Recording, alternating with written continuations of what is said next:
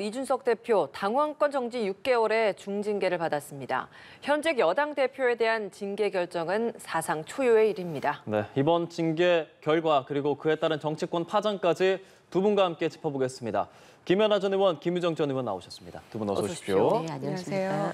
네, 국민의힘 윤리위 7시간 45분이라는 긴 마라톤 회의 끝에 이준석 대표에 대해서 당원권 정지 6개월이라는 중징계 내렸습니다. 헌정사상 첫 30대 당수가 탄생했다라고 이야기를 한 지 1년이 지난 이 시점에 다시 초유의 여당 대표가 이렇게 중징계를 받는 상황이 된 만큼 앞으로 정치권에도 굉장히 큰 후폭풍이 일 걸로 보이는 만큼 오늘 저희가 이 이야기 좀 중점적으로 해보도록 하겠습니다. 자, 징계 사유를 보면 성상납 증거인멸 교사 의혹과 관련한 품위 유지 의무 위반이다. 이겁니다. 경고에 그칠 것이다. 아니다. 중징계가 내려질 것이다. 아니다. 7월 7일 결정 자체가 일단 미뤄질 것이다. 정말 다양한 예측들이 많았는데 이런 결정이 나왔습니다. 먼저 예상하셨습니까? 어제 이제 이양희 위원장님이 입장하시면서 저는 이제 모두 발언을 하셨는데 그 뉘앙스에서 조금 오늘의 결과를 예측을 하긴 했었습니다. 이양희 위원장님이 김종인 위원장님 때 조광특위위원장을 하셨습니다. 일종의 당무감사를 해서 우리 당협위원장들에 대한 일종의 이제 심사를 하신 건데 그때 제 기억에 전체 당협위원장의 40%를 교체 대상으로 올리셨어요. 네, 그래서 굉장히 원칙주의시고요. 어제도 들어가시면서 이런 말씀을 하셨죠. 윤리위는 수사기관이 아니다. 윤리적 측면에서 특히 이제 어제 수사 대상, 그러니까 수사 결과가 아직 끝나지 않았는데 징계를 하는 것이 현역 위원들하고의 어떤 형평성 의원 얘기를 많이 하는 의견들도 있었는데요. 어제 윤리위원장님께서는 이제 그거에 선을 긋듯이 이거는 수사가 아니라 윤리적 측면이고 또 하나 이제 저는 이 안건이 처음에 제기되고 났을 때부터 사실은 민주당으로부터 야기된 굉장히 성비와 관련된 정치인들의 불신 이런 것들이 좀 만연해 있었습니다. 그래서 특히 이제 혁신을 얘기하는 국민의힘에서 이러한 안건 자체를 그냥 당대표라고 해서 묻어두는 것은 아니다라고 하는 것이 좀 윤리위에 처음에 작동을 했던 것 같은데 그 이유는 이게 사실 여하를 떠나서 특히 정무실장을 통해서 뭔가 각서를 쓰고 사람을 만나게 하고 뭔가 어떤 행위를 하려고 했다는 것 자체가 당대표로서는 품위를 손상시키는 일이고 있어서는 안 된다라는 것에 주안점을 두신 것 같습니다. 네. 근데 그럼에도 불구하고 저는 한 당원권 정지 1개월 정도를 예상을 했었습니다. 그래서 이제 6개월이면 참 애매한 상황이거든요. 이게 전당대회를 사실 새로 하기도 좀 어려운 상태이고 그렇다고 현직 당대표의 공백을 그냥 좀 좌시하기도 쉽지 않은 그런 기간인데 6개월이라고 하는 것은 여태까지의 사상 초유의 일이기도 하고 또 만약에 수사적 상황이 아니라고 했을 때도 좀 과한데요. 제가 과거 좀 사례를 찾아봤더니 비슷한 좀 사례가 있더라고요. 2019년에 바른미래당에서 이제 그 오신환 원내대표를 필두로 하는 그 집행부가 이제 손학규 당대표하고 이제 굉장히 갈등을 그 유발하면서 이때 당원권 정지 1년을 처분받았더라고요. 근데 이제 이 이유가 당내 분란을 야기했다라는 겁니다. 뭐 이건 어떤 형사적 수사 결과나 어떤 위법적 사항이 있어서가 아니라 굉장히 이때도 세게 나온 거죠. 그래서 뭐 그런 걸로 쳐서 비교할 수 있을까라고는 뭐 생각할 수 있지만 그럼에도 불구하고 저희가 당초 경고나 한 당원권 정지 1개월 정도를 예상했던 것보다는 굉장히 중징계였다. 이렇게 판단이 됩니다. 어떻습니까? 그 중요한 선거를 연달아 이긴 정당이 이렇게 시끄러운 것도 헌정사상 초유의 일이라고 생각합니다. 그리고 집권 여당 대표에 대한 윤리위의 징계 결정, 당원권 정지 6개월이라는 것도 아마 거의 사상 초유의 일이 아닌가 생각을 하고요. 그러니까 당헌당규상에 대표가 징계를 받았을 경우에 어떻게 해야 되는지에 대한 명시적 규정이 없기 때문에 어제 윤리 징계 처분에 오늘 새벽이죠. 오늘 그 윤리 징계 처분에 대한 이후에 어떻게 할 것인가에 대해서 갑론을박이 이렇게 해석이 분분하고 많을 수밖에 없다고 생각을 합니다. 근데 저는 경찰 수사 결과가 최종 나오지 않았고 이준석 대표가 수사도 아직 한 번도 받지 않은 이런 상황에서 그거를 성상납 부분을 논외로 하고 예. 그 품위유지 위반, 그다음에 증거인멸 교사 이 혐의에 대해서만 판단한 것이다라고 얘기를 할 것이라면 네. 차라리 6월 달에 하는 게 저는 맞다고 생각을 합니다.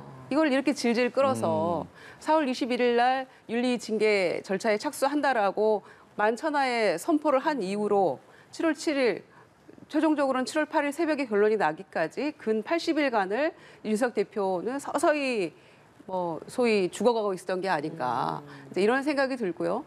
우리가 7월 7일로 미룬 데에는 경찰 수사 결과를 조금 지켜보려고 하는 것인가? 이제 이런 판단들을 그렇죠. 국민들이 많이 하셨는데 네. 아직 수사는 요원한 것 같아요.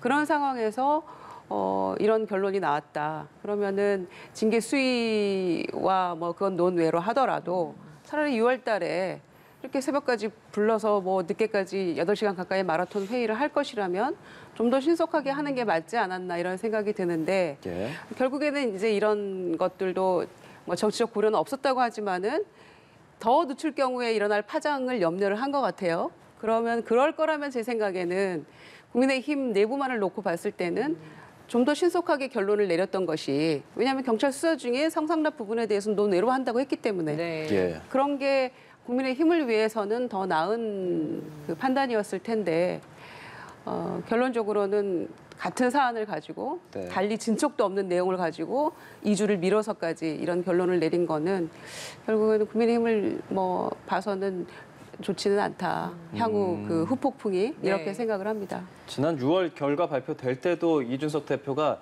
미뤄지는 게 당 차원에서도 좋지 않고 전체적으로 안 좋다는 얘기를 했었는데 4월 21일 날 이렇게 나오고 그리고 6월 22일 날 연기를 결정하고 그래놓고 수사에 대한 어떤 진척이 없는 상황에서 이번에 이렇게 결론을 내렸단 말이죠. 6월에 결론을 내리지 않고 이번에 결론을 내린 배경은 그럼 무엇일까요? 저는 별로 차이가 없다고 생각이 됩니다. 그때도 마찬가지였고 지금도 마찬가지인데 어떠한 결론이 나오던 간에 당은 전 위기에 빠진다고 생각을 했었어요. 굉장히 팽팽히 의견이 갈렸고 또 이게 사상 유례가 없는 현직 당대표에 대한 윤리위의 징계 문제였기 때문에 또 보통 이런 정도라고 하면 윤리위 자체에 회부도 되지 않을 수도 있는 사안이었습니다. 다른 당 같은 경우에는 당대표이면 이제 어떤 여러 가지 이유로 미루거나 올리지 않거나 이럴 수도 있는데요. 제가 좀 우리가 여기서 간과하지 말 것은 뭐냐면 예. 당대표라고 해도 예외 없이 윤리위의 대상으로 삼았다는 것, 또 아직 경찰 수사가 끝나지도 않았는데 윤리적 측면에서 특히 성비위와 관련된 안건이라는 거에 대해서 국민의힘이 굉장히 엄격한 판단을 내린 것은 저는 성비위로 시장이 재보궐선거가 일어나고 지금 야당에서 여러 가지 논란이 아직도 끊이지 않고 있는 상황에서는 굉장히 역사적으로 평가받을 일이라고 생각이 됩니다. 예. 근데 그거와 별개로 이제 윤리위의 어떤 그 판단이 늦어지게 된 배경은 윤리위원들이 각자 다른 일정이 있어서 윤리위를 소집하는 데 어려움이 있을 수도 있었고요. 두 번째는 이게 어느 순간부터 성비와 관련된 윤리의 판단이 아니라 지금 이준석 대표의 말에 의하면 친윤계 이런 자기와 정치적 이해를 달리하는 사람들이 자기를 무너뜨리기 위해서 뭔가 음모를 꾸미고 자기를 공격하는 거다라는 프레임으로 반론을 하다가 이게 결국은 윤리위의 사건이 아니라 어떤 정파적 문제로 확대되기 예. 시작을 했죠. 그러다 예. 보니까 밖에서 이 사안에 대한 냉정한 판단이 아니라 이게 정무적 판단을 자꾸만 하라고 요구를 하기 시작을 했습니다. 정무적 판단은 이런 거죠. 좀 잘못을 했을 수도 있고 예. 아직 경찰 수사 결과가 나오지 않았는데 이준석 당대표가 지난 2번의 선거에서 한 기여가 있지 않느냐. 당의 혁신에 기여한 바가 있지 않느냐. 이제 이런 얘기가 나오기 시작을 하면서부터 이 안건은 아주 복잡하게 꼬이기 시작을 합니다. 그래서 참 지금은 저는 어제도 그랬습니다. 설사 경고, 아주 경징계를 받았었더라도 이 문제가 그러면 잠잠하게 해결이 될까? 그렇지 않을 거라고 생각이 돼서 저는 이제는 좀 늦었다는 아쉬움이 있기는 하지만 그래도 국민의힘 윤리위가 이 선거와 관련된 비유에 대해서는 당대표에게도 엄격한 잣대를 댔다는 것 하나만큼은 건졌다고 생각하고요. 예. 나머지는 지금부터 우리가 풀어야 되는 정치적 숙제라고 생각합니다. 이양희 위원장 그 성상납 의혹에 대해서는 판단을 하지 않았다라고 이야기를 했는데 그 성상납 의혹과 관련된 증거를 인멸했다라는 의혹이 있어서 거기에 대해서 품위유지 위반이 적용이 된 거잖아요. 근데 경찰의 수사가 아직 진행 중인 상황이다 보니 경찰 수사에서 만약에 이게 없다라고 결론이 난다면 이 윤리위의 징계 결정까지도 또 복잡해지는 상황이 아닐까 이런 생각도 들거든요. 아마 그래서 윤리위가 어제 7시에 시작을 해서 네. 거의 자정을 넘어서까지 또 지난번에서도 똑같은 그런 긴 시간에 토의를 했던 것으로 생각이 됩니다. 네. 근데 이양희 위원장님이 어제 분명히 말씀하셨어요. 이건 수사의 대상이 아니고 우린 수사기관이 아니다. 네. 말씀하신 사항은 수사기관 안에서는 그렇죠. 만약에 우리가 확정이 명백한 증거가 없이 어떤 죄를 확정을 했을 때 나중에 번복되는 상황이 벌어지게 되면 안 되니까 굉장히 신중하게 접근을 하는데 어제 이양희 위원장님은 그렇게 얘기하셨어요. 성상납에 대해서는 논의 대상이 아니다. 그러나 김철근 정무실장을 통해서 그런 행위를 했다는 것 자체가 품위에 손상을 주는 행위다. 특히 네. 당대표로서 이 얘기를 하고 있는 거고요. 아까 제가 바른미래당의 사례를 제시했던 것처럼 네네. 당의 분열을 유발했다는 이유 하나만으로 당내 원내 지도부를 집단적으로 당원권 1년을 정지한 사례가 있습니다. 그러니까 이건 저는 뭐 일반 국민들 입장에서는 당내에서 어떤 상황이 정무적 판단과 분리해서 보시기는 어렵겠지만 좀 그렇게 분리해서 하시려고 했던 게 아닌가. 그러나 참 정치라는 게 아이러니하죠. 원리 원칙대로만 한다고 사람들이나 세상이 그걸 그렇게 봐주지는 않는다라는 건 예. 분명한 것 같습니다. 네. 정치적인 의도는 없었다.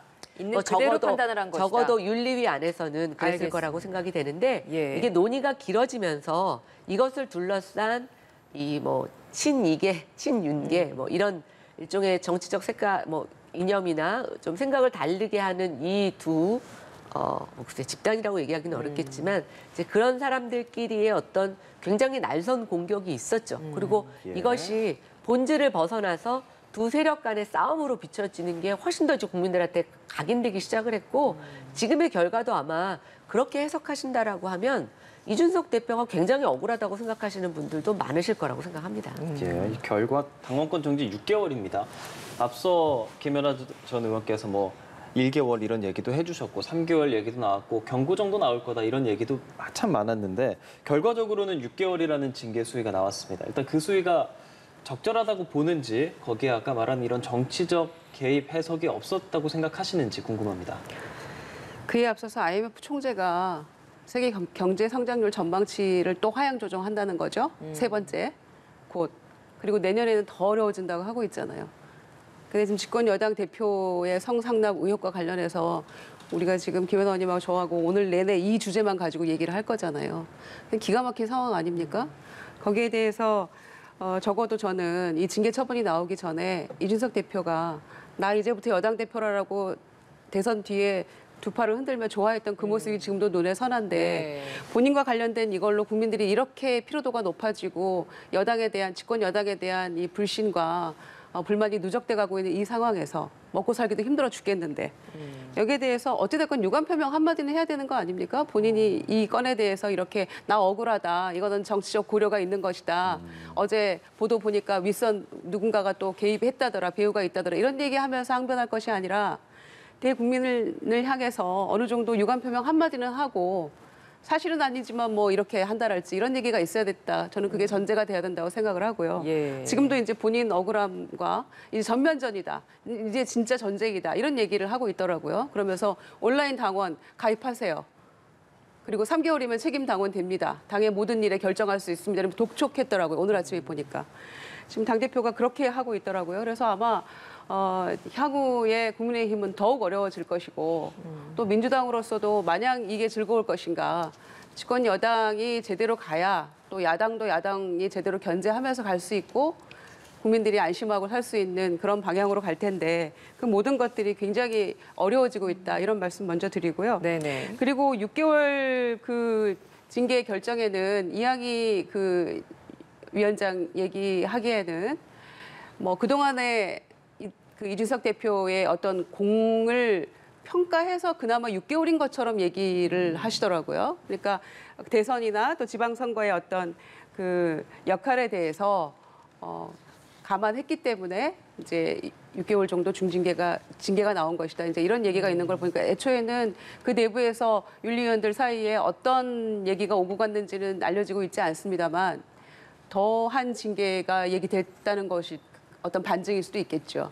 그러나 6개월이면은 앞으로 이제 그 시기의 애매함 때문에 향후에 비대위 구성을 할지 임시전대로 갈지 아니면 땡겨서 전당대회를 할지 이런 여러 가지 경우의 수가 더 복잡하게 국민의힘 내부에서 나올 수 있는 상황이다. 알겠습니다. 이렇게 판단하고요. 예. 아까 경찰 수사 얘기도 하셨습니다마는 이제 경찰에서 만약에 수사 결과 무혐의가 나오면 6개월 뒤에 복귀하는 거죠. 윤석열 대표는. 저는 그렇게 판단합니다. 그리고 법원에 효력정지 가처분 신청했을 때 법원에서 어떻게 판단할지도 이제 기다려봐야 되는 상황이겠죠. 할 수 있는 모든 조치는 다 하겠다는 거잖아요. 예. 그러니까 하나는 재심 청구한다는 거고 또 하나는 법원의 이 윤리 처분의 그 징계 결정에 대해서 효력정지 가처분 신청하겠다는 거고 또 할 수 있는 거는 최고위에서 이 자체를 무효화하는 것.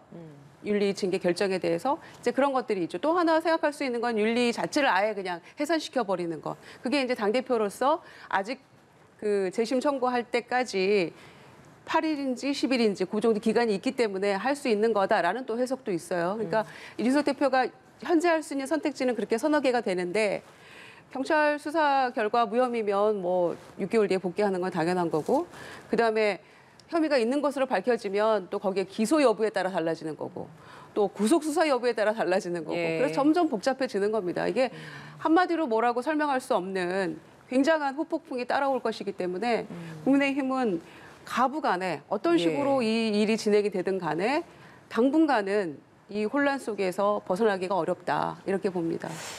어제 그 JTBC가 보도한 윗선 녹취록 이 부분이 쟁점으로 부각될 가능성은 없겠습니까? 근데 이제 방송 내용을 들어보니까 예. 그게 무슨 지금까지 논의된 것에서 추가적인 어떤 사실 확인이나 또는 지금의 사실을 뒤엎을 만한 근거가 되는지는 잘 모르겠습니다. 아마 어제 저는 윤리위가 저녁에 굉장히 오랫동안 논의를 하실 때 다 그런 것들이 감안됐을 거라고 생각이 되고요. 저는 글쎄 뭐 당장 그게 어떤 영향력을 주기는 힘들지 않을까 이렇게 판단이 됩니다. 이 자체적으로도 그 윗선이 누구인가, 그 윗선이 윤핵관이냐, 윤핵관이 아니다, 이준석 대표 측이다, 뭐 이런 의견이 좀 갈리던데 김연아 전 의원께서 보시기에 좀 어떻게 해석을 하셨어요? 그래서 저는 그 말 자체를 잘 못 알아듣겠더라고요. 아. 예, 그래서 그 보도에서 왜 그 녹취 부분을 따서 그걸 그런 식으로 해석을 했는지 저는 제가 듣는 거로는 딱히 누구를 얘기하는지 예. 좀 판단하기가 어려운 녹취록이었습니다. 예, 김성진 대표 측에서는 JTBC의 이번 녹취록 보도에 대해서 제2의 태블릿 PC 보도다. 오히려 JTBC가 악의적인 편집을 하고 있다. 이런 주장을 하고 있지 않습니까? 이 부분에 대해서는 어떤 의견이십니까? JTBC가 후속으로 또 뭔가 내놓겠죠. 그래야 되겠죠. 왜냐면은 어제 저녁 때 보도한 내용에 대해서 이렇게 전면적으로 부인하는 또 악의적 예. 편집이다. 또 이러면서 제2의 태블릿 PC 보도다. 이런 얘기까지 해버리면 이제 언론의 어떤 신뢰성과 보도의 공정성이라는 측면에서 JTBC가 그냥 있지는 않겠죠. 그래서 아마 후속으로 뭔가 얘기가 있지 않을까 싶고요.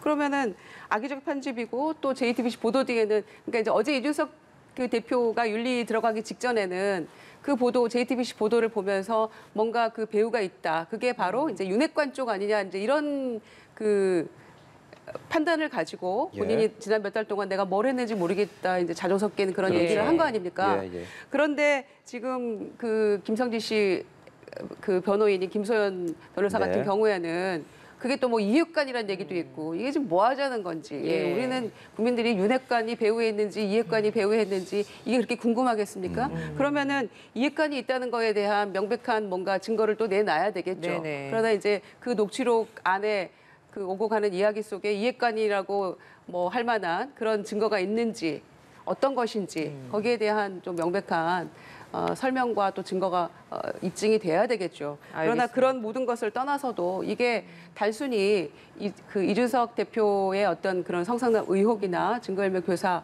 의혹 이런 것뿐만이 아니고 정치적으로 권력 투쟁의 어떤 싸움으로 이미 변질되어 가고 있고 국민 눈에는 그렇게 비춰지고 있다는 것 그게 저는 핵심이라고 네. 생각합니다. 예. 이 당원권 6개월 정지 아무쪼록 이 효력이 언제 발생이 되느냐. 당내에선 즉시 되는 것이다. 혹은 이준석 대표 측에서는 열흘 정도의 이제 소명 기간이 있다. 그런 의견도 둘이 갈립니다. 어떻습니까? 제가 그래서 당원당규를 찾아봤어요. 예. 어쨌든 징계위의 결정이 있고 나서 그것을 의결을 해야 되는 거는 맞습니다. 23조 2항에 네, 네, 예. 그렇죠. 의결을 해야 되는데 그 의결은 당 대표 의원이 또는 잠시만요. 네. 저희가 이준석 대표의 징계와 관련한 이야기를 하고 있었습니다. 징계와 관련해서 조금 전에 국민의힘 권성동 원내대표 역시 관련 입장을 발표한 바가 있었는데요. 그 이야기 듣고 와서 이 이야기 다시 이어가 보도록 하겠습니다. 네. 이준석 대표가 그럼 같이 쓰지 그래. KBS 동료관인데요. 그 이준석 대표가 윤리위 규정 23조 징계 의결에 따른 처분은 당대표 또는 뭐 그 위임받은 주요 당직자가 행한다 이걸 언급하면서 처분을 고려한다고 했거든요. 이거에 대해서는 어떤 입장이신지. 제가 실무자들로부터 보고받은 바에 의하면은 지금까지 모든 징계 처분은 윤리위원장이 직접 그 처분 결과를 통보한 것으로 통보했다고 합니다. 그리고 지금 권한 대행 체제라고 보면 되는 건지 다들 좀 해석이 분분해서요. 이것을 이제 사고라고 봤을 때는 직무대행 체제고요. 고리라고 봤을 때는 그러니까 대표가 완전히 이제 없는 것으로 해석할 때는 권한 대행이 된다고 그렇게 실무자로부터 보고를 받았습니다. 그런데 과거에 김술래 최고위원 같은 경우에도 5.18 관련 망언 등으로 3개월 당원권 정지가 된 적이 있었고 그 정지 기간 이후에 최고위원으로 복귀를 한 전례가 있습니다. 그리고 6개월 업무가 정지되는 거기 때문에 사고로 해석해서 직무대행 체제로 보는 것이 맞다는 것이 다수의 의견입니다.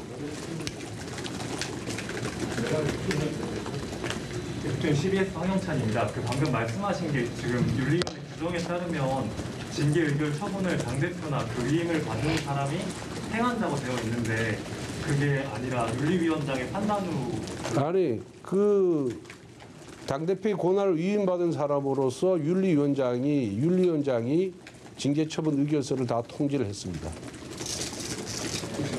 당대표 그러면 지금 어제 그 순간 그 효력이 발생한다고 좀 보신 거예요? 그렇습니다. 예.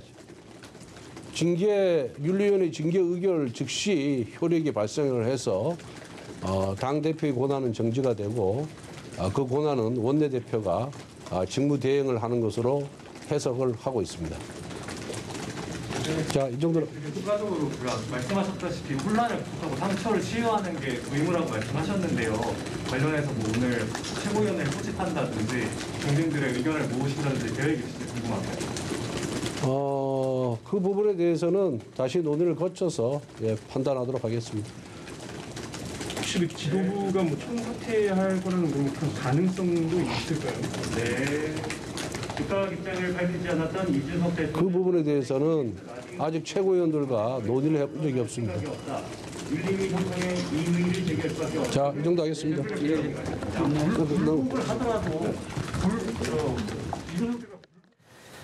네, 권성동 원내대표 윤리위 징계 결정 의결 후에 이게 효력이 바로 발효가 되느냐 아니면 당대표가 이것을 처분을 해야 하느냐 이걸 놓고 그래야 효력이 발생하느냐를 놓고 의견이 엇갈리는 상황에서 기자들이 이 질문을 했더니 윤리위가 징계를 의결한 즉시 효력이 발생한다.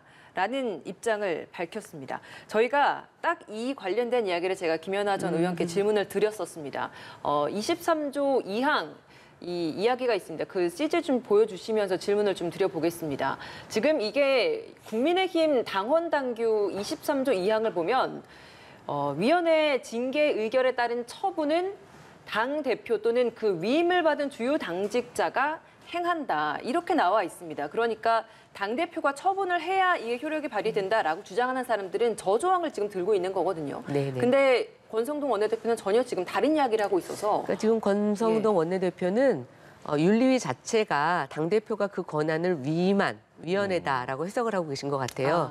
그게 아마 이제 제가 2019년에 바른미래당 같은 경우도 윤리위 징계가 즉시 효력을 발행한 거하고 맥을 같이 하는 것 같습니다.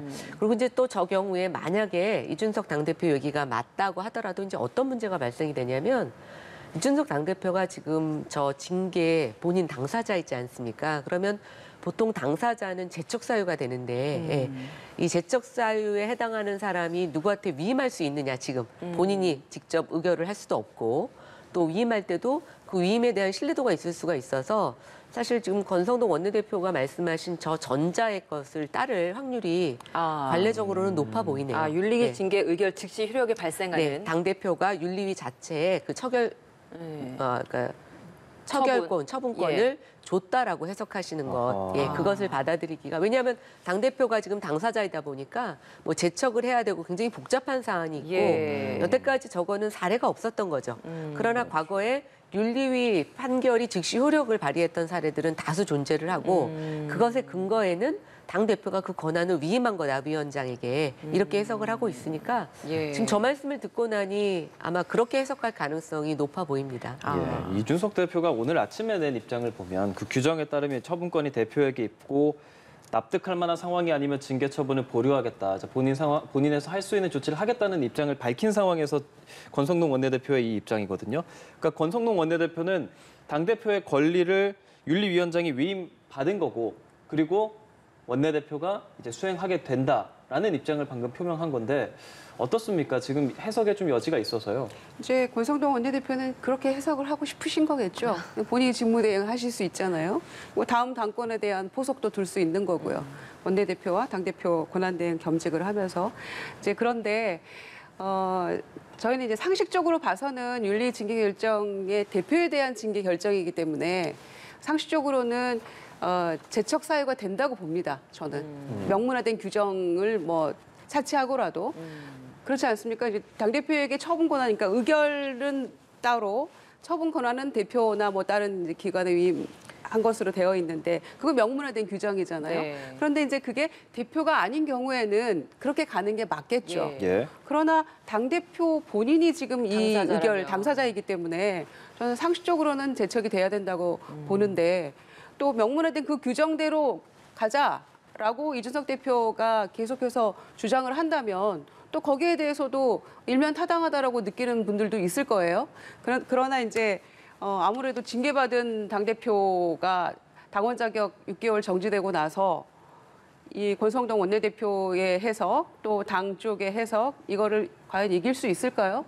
이제 그거는 그래봤자 열흘 상관이라고 생각합니다. 네. 그 열흘 동안에 재심 청구하는 그 부분 그리고 기다리는 것 그리고 이제 윤리를 해산할 자격이 있느냐 없느냐의 그 여부 이제 이런 것들인데 아무래도 명문화된 규정을 나중에 차기 당대표가 바꿀 수는 있지만 지금 이 자체를 이준석 대표가 이 명문화된 규정을 본인에게 그 유리하게 해석하는 게 과연 이론적으로는 가능하나 실제로 이걸 적용할 수 있겠는가 여기에는 조금 회의적이죠. 그래서 당장에 아마 오늘 그 권성동 원내대표가 해석한 대로 당에서도 대체적으로 그렇게 지금 현실화돼가고 있는 거기 때문에 이 명문화된 규정대로 당대표가 처분 권한을 가지고 있다는 거는 이 건에 대해서는 사문화될 가능성이 매우 높다 이렇게 봅니다.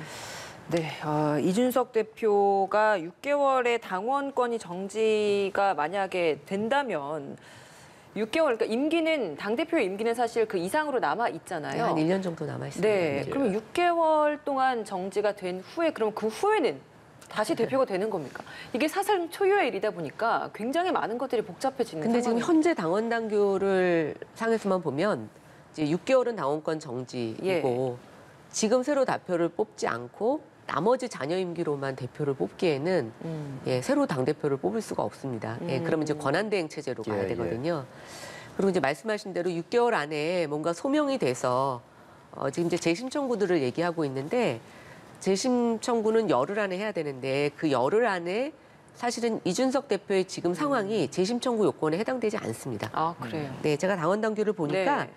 일단 심의에 참여하지 못할 위원이 의결에 참여했을 때 하나 있고요. 그러니까 심의위원 중에 결격 사유가 예, 있는 예. 사람이 하나 있을 때, 두 번째는 위원회 의결이 명백히 당원 당규에 위반할 때. 근데 그것도 지금 찾기가 어렵죠. 네, 네. 그러려면 윤리위원회 자체를 지금 부정해야 되는데요. 세 번째는 의결의 증거로 된 문서, 기타의 물건이 위조 또는 변조라고 확정된 때. 아, 확정이면 또 당장에 네. 또 할 수는 없는 상황이네요. 예, 근데 지금 이 문서가 변조는 아니죠. 오히려 써준 투자각서는 그냥 사실인 걸 지금 인정하고 있는 거 아닙니까? 그다음에 이제 마지막으로 직무가 정지된 자가 무죄 판결을 받는 등의 사정 변경이 있을 텐데 이게 열흘 안에 일어나야 된다는 거죠. 그래서 사실은 저는 재심 청구는 어려울 것 같은데 네. 예를 들어서 6개월 안에 예를 들어 수사 과정에 대한 것들이 좀 명예회복이 될 만하다라고 하면은 오히려 뭐 6개월 이후에 복귀하는 데는 문제가 없을 것 같은데요. 그 6개월 사이에 이제 직무대행으로 가는 당의 모습이 사실은 좀 안정적일까?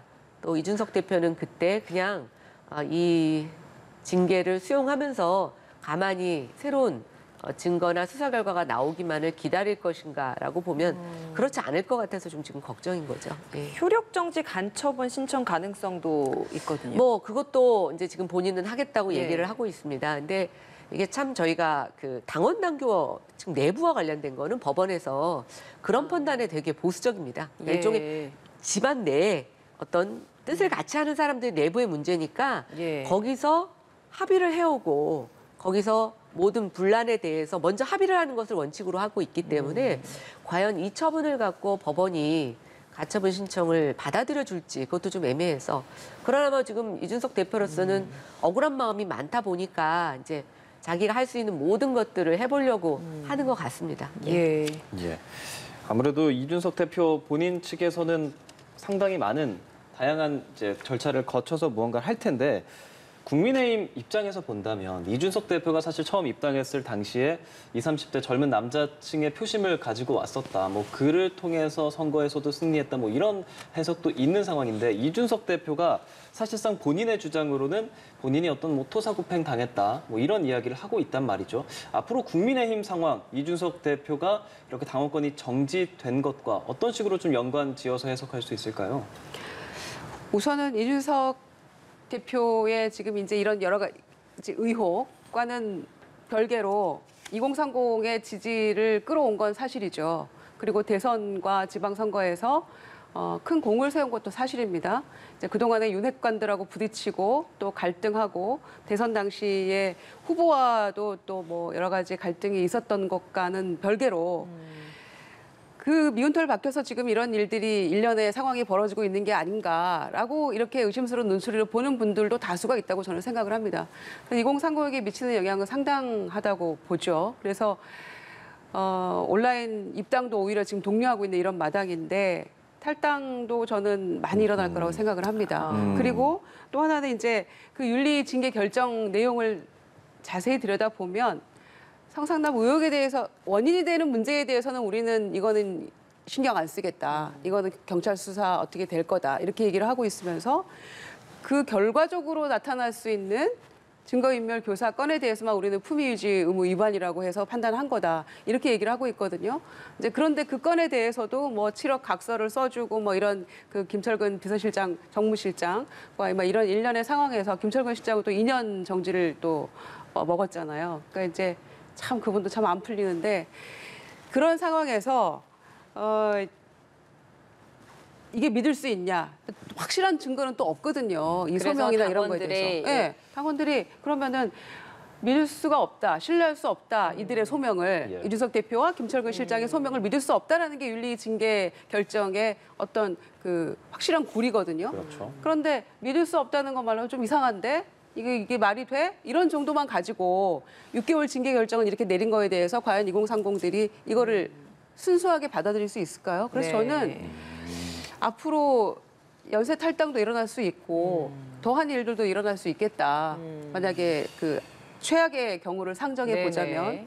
이제 그런 생각이 드는 진짜 거죠. 이제 뭐 일련의 배신감, 허무감 이런 것들을 계속 기자들 앞에서 보여줬던 이준석 대표인데 이준석 대표가 예를 들어 뭐 탈당을 한다, 혹은 여기에 이걸 인정하면서 본인의 이런 억울한 감정, 악감정을 갖고 국민의힘과 어떤 대척점을 서게 된다면 국민의힘 당 입장에서도 그닥 반가운 시나리오는 아닐 것 같습니다. 지금 경제적인 위기나 또 윤석열 대통령 출범 이후에 여러 가지 상황으로 봤을 때 굉장히 집권 여당으로서 부담이 되는 거죠. 네. 그런데 전 이제 이준석 당대표의 어떤 징계 이후의 인터뷰를 보면 당을 탈당하거나 그럴 것 같지는 않습니다. 어떻게든 당 안에서 싸우겠다라고 하는 의지를 보이고 있고요. 뭐 저는 그것은 뭐 당으로 밖에 나가서 뭘 할 것 같지는 않은데 예.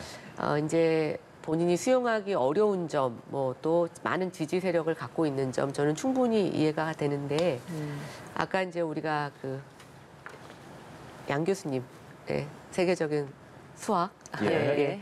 학자로서 이제 이번에 평가하신 아까 양 교수님 인터뷰에서 허준희 교수. 허 교수님 죄송합니다. 예. 허 교수님이 끝까지 우리가 포기하지 않고 가는 것도 있지만 중간에는 그 문제가 풀 수 없다고 생각됐을 때는 잠시 그 얘기를 포기하는 여기에 또 것도 연결이 아니 저는 아까 그 인터뷰를 들으면서 이준석 당대표가 참 풀기 어려운 숙제인 것 같아요 지금. 예. 그리고 이준석 대표가 억울해하는 거, 예. 또 그동안의 공적, 뭐 저는 다 인정한다고 생각합니다. 그리고 아마 당에서도 그걸 인정하는 사람이 전혀 없다고 생각하지는 않는데 지금 당이 처한 여러 가지 상황으로 봤을 때 윤리 징계가 이미 이루어졌는데 이걸 다시 번복을 하고 뭐 이런 절차도 사실은 그 끝도 제가 봤을 때는 문제 해법은 아니라는 거죠. 그래서 결국은 조금 쉬어가는 텀이 필요하는데 모르겠습니다. 뭐 어떻게 어떤 결정을 내릴지는 저는 뭐 이준석 대표의 올곧이 몫이라고 생각하는데 예.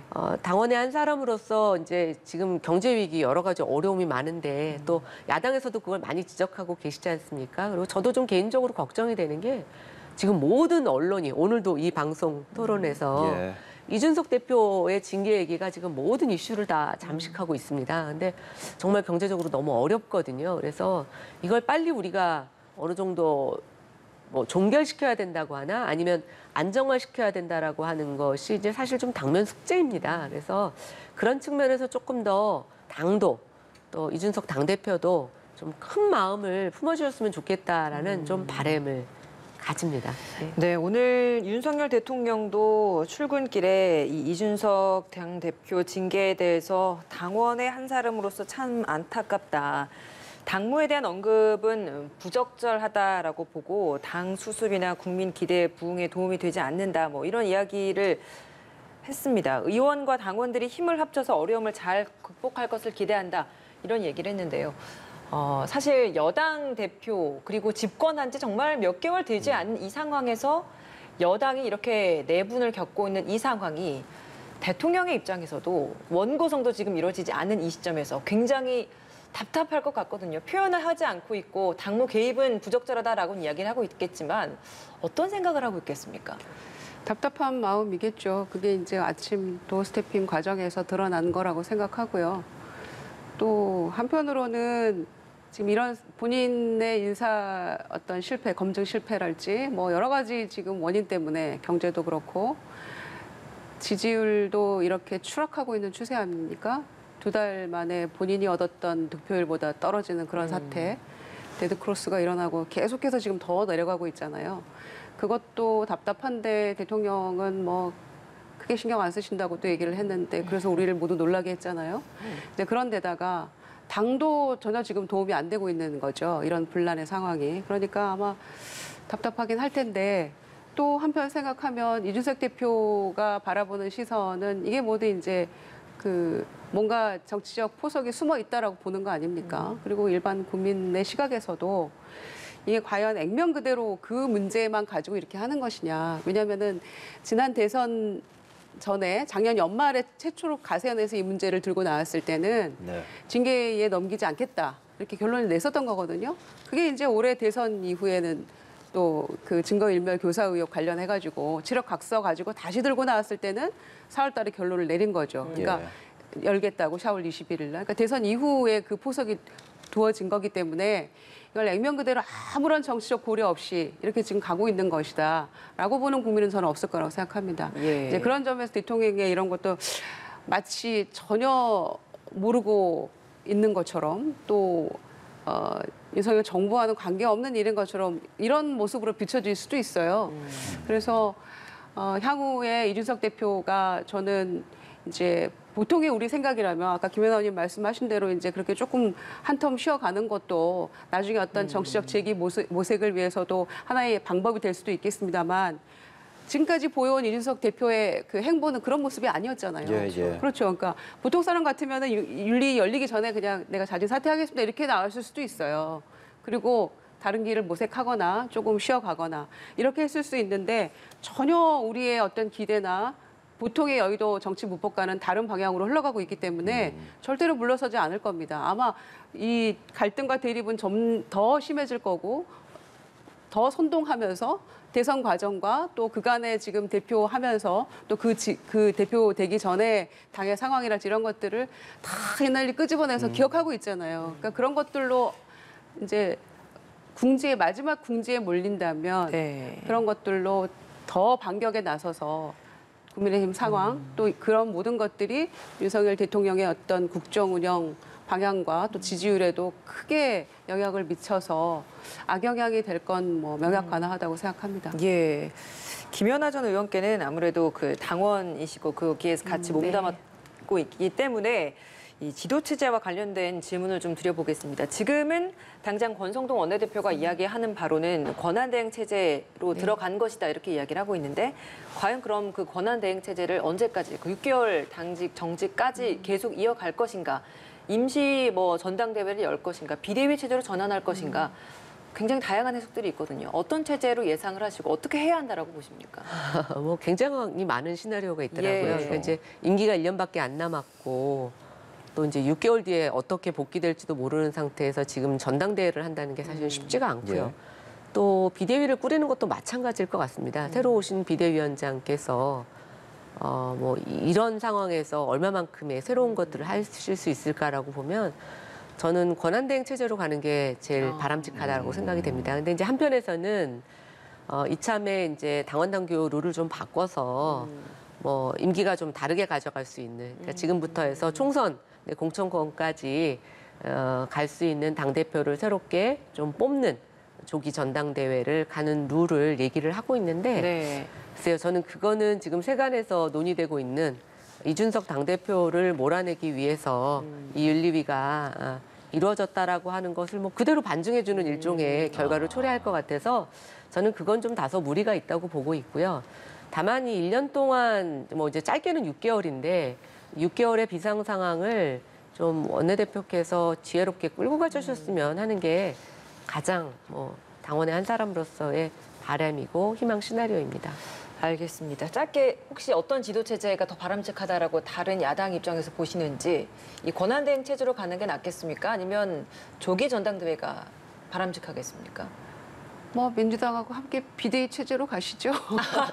같이 4.3 초유의 함께. 4.3 초유의 선거에 다 이기고도 비대위 체제로 갈 지금 위기에 처해 있는 당의 모습으로 보이고요.